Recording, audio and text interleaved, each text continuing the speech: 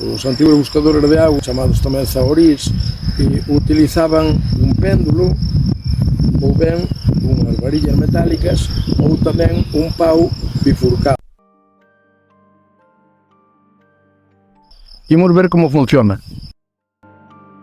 O péndulo, pois vamos mirando, vamos andando despaciño, deixando libre, sin inducirle ningún tipo de movimento.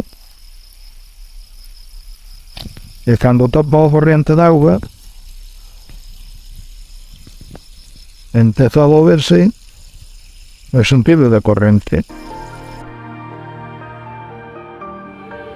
Cando hai un embalse de agua, hai un movimento circular.